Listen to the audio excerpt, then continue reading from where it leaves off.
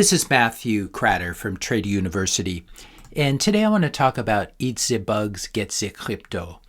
Yesterday we talked about Jamie Dimon and JP Morgan, how much they hate Bitcoin, and how they were talking about this at the World Economic Forum at Davos. I'll link to this in the description notes below so you can see this. Today I want to talk a little bit more about the World Economic Forum, the folks at Davos, people like Klaus Schwab, and what I believe they have planned for us.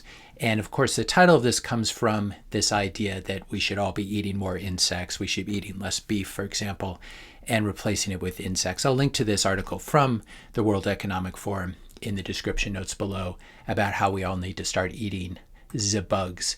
This looks like an excellent cookbook, by the way, by Klaus Schwab, Eat the Bugs, the Great Reset Cookbook. So I'm definitely looking forward to getting a copy of this sometime this year. The article I want to talk about today, though, is this article that was published on the World Economic Forum website. This is what the future holds for cryptocurrencies. They say cryptocurrencies, though they have a picture here of Bitcoin. And this article is part of the current World Economic Forum annual meeting that's going on in Davos right now. Even this title is pretty questionable. They're going to tell us what the future is. Hi, we're an arrogant bunch of unelected sociopaths, and we're here to tell you what your future looks like. We hope you like it. So let's dive a little bit deeper into this article about what the future holds for cryptocurrencies, at least if the WEF has their way.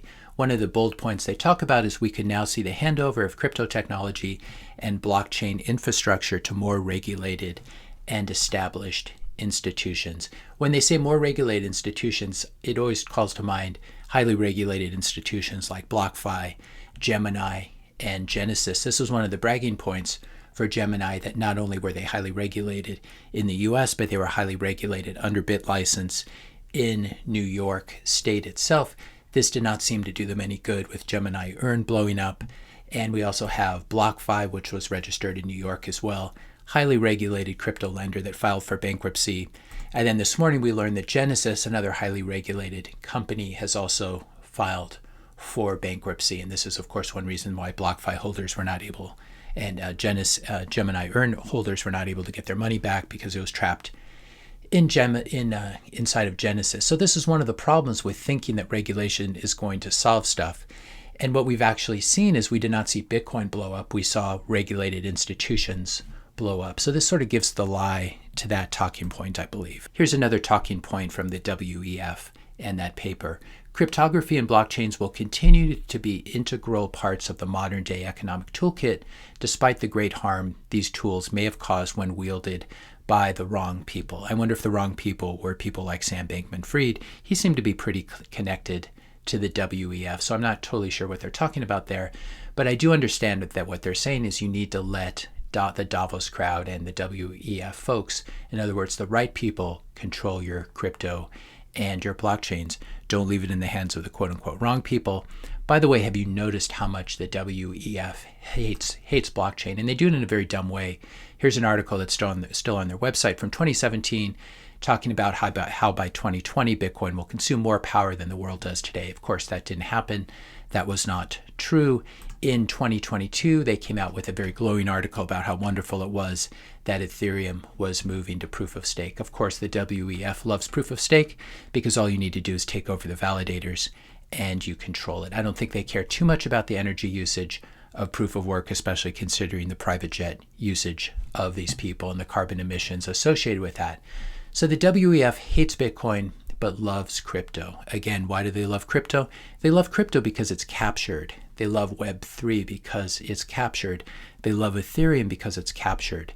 All of these protocols, Ethereum, Web3, for example, decentralized in name only, Dino, controlled by a few pre-mine beneficiaries and pre-sale beneficiaries and other insiders, controlled by regulated VC firms or other regulated corporations like Coinbase, controlled by large regulated validators, especially Ethereum after the move to proof of stake. It's now controlled by just a few validators that wield control and can impose OFAC, U.S. Treasury, censorship on the blocks that they control. 68% of blocks on Ethereum since the move to proof of stake are now enforcing OFAC compliance. So this is a captured, controlled coin, and we can see why why the WEF likes Ethereum so much as a result of this. There's some really interesting work that's been done on the whole DeFi Web3 space by Chris Bleck.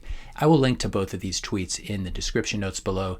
This is about how Chainlink appears to be controlled by just a 3 of 20 multisig, and it has the power through its oracles to control the prices of obviously all the other, or at least the price feeds of all the other DeFi protocols. Here's another one talking about how DAI, the supposedly decentralized neutral algorithmic stablecoin, dollar stablecoin, is in trouble now that a lot of the collateral is being held by Coinbase. So there's a lot to explore there. I tend to be less interested in exploring these things at this point, simply because it's become common knowledge. But Chris Bleck on his Twitter feed does a really good job of breaking this down. If you want to see who is also at Davos and who the WEF likes, you can take a look at Circle. These are the folks that put out USDC and Eurocoin, and they of course are completely welcome because this is a centralized stablecoin that can be controlled by the US Treasury and by the WEF if they ever need to. So these are the kind of cryptocurrencies and the kind of companies that are welcome at Davos. Bitcoin obviously is not, because it cannot be controlled by the quote-unquote so-called elites. If you hold any USDC, you have to really ask yourself why you're doing it, especially given this context. In the wake of the Tornado Cash sanctions, USDC was one of the first stable coins to oblige and basically just turn off the US dollars that were being held by people who had associations or transactions that had associations with Tornado Cash. All of this is obviously a precursor to a global CBDC, central bank digital currency. I don't know if it would be a new global central bank that's issuing this, or a similar group like the WEF, or some similar group. By the way, CBDCs are not a conspiracy theory. They are already here. I sometimes see that in my comment section. Obviously, China's been doing a lot with CBDCs. It works quite well with their social credit scores and their digital prison, their great firewall, internet firewall as well. Here's a great tweet from Samson Mao talking about the CBDCs in Nigeria, and he says CBDCs are completely optional and made for your safety and convenience unless you don't use it. Nigeria's CBDC usage only has 0.5% adoption. If you don't use it, you'll be forced to use it through withdrawal limits and demonetization. The world would be so dark without Bitcoin. And so here is the sort of the propaganda about the Nigerian CBDC. Here's the reality where they're starting to limit cash withdrawals and trying to force people into the CBDC. This is something that will eventually come to the US if we do not fight it with extreme valor. CBDCs are not a threat to Bitcoin. I hear this a lot, but they're actually, I believe that CBDCs are a huge pro-Bitcoin talking point. And the question you have to ask people is, do you want a centrally controlled spy coin that will keep you and your descendants in a digital prison? For example, if we're on a CBDC, maybe this is the message you get from your CBDC wallet. No meat for you this month. You can't buy it at a grocery store. And a 5% penalty has been applied to your savings because your carbon emissions exceeded your monthly allotment and you failed to get a certain injection. That would be an example of how CBDCs could be used to control a population. So do you want a centrally controlled spy coin, or do you want a decentralized neutral form of money like Bitcoin that will give you freedom? When there are only CBDCs left in the world and all cash has been eliminated, one Bitcoin, and I can guarantee this, will be priced like a glass of water in a desert. No price will be too high. You're not going to ask what price Bitcoin's trading at. You're just going to ask, how can I get my hands on some? Because I want to be able to buy beef. I want to be able to go about my life without the WEF or the US government telling me what to do. The WEF has been very, very open about their goals. They almost look like a parody or a meme, but this is actually an actual ad from the WEF, and we've talked a lot about this on this channel. You'll own nothing, and you'll be happy. This does not mean that Bill Gates and Klaus Schwab will own nothing.